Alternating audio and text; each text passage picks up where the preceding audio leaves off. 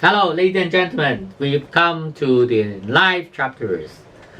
So it's worth congratulating for the reason that we have gone through the hard parts, the hard parts of the section, right? Hard knowledge. Hard knowledge, right? Because in the last 8 chapters, we have gone through all the classics which were written in Han Dynasty and before. So the time is around 2,500 years ago from now on. So at that time, whenever people write a publication, or whenever people express their viewpoint, and what they have said may not be easily understood by people nowadays, right? However, I can tell you they are paramount important in understanding Chinese concept on faith. Paramount important, understand Chinese concept on faith. So if you want to have a thorough understanding of this area, you have to go through this 8 publication. It's probably no choice. Although there were English translation all the time, there are English version. So if you cannot manage reading them through Chinese language, then you will find some translated version. Then you can do it in your way. However, some people may think that, well, it's too tough for me. It's too tough for me to do that because it's not easy. And if I haven't got enough time to do that, okay, you don't have enough time to do that, then today I introduce a small publication called 缘命之间.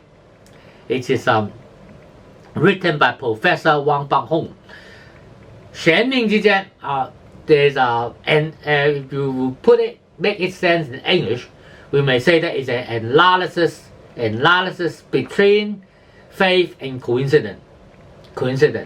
What's inside it? What was said inside is that you have your faith, you have your fortunes, and faith and fortune, how they're linked together through coincidence. The coincidence itself can be divided into quality and quantity. And the quality of coincidence means that the more the coincidence, the better quality of coincidence, the higher chance you can connect between the faith and the fortune. And if you put in quantity, the more coincidence, the higher the correlation between the faith and the fortune. That's the vice versa. If there's the quality of the coincidence is not that enhanced, then your faith and your fortune is loosely connected. And if there's only little coincidence between them, then you can hardly find relationship between faith and fortune. So it is the main theme of the books, and if you are interested in it, then you may go for it.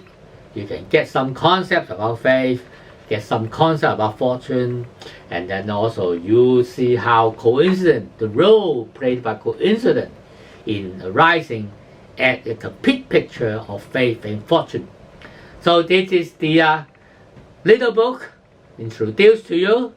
If you don't have enough time to go through the exeter, so you go through this book, and then you pick some area and you go to the classics to taste them. There's some appreciation of what Chinese people say in the former time.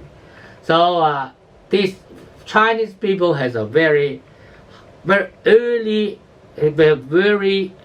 consolidation of faith theory.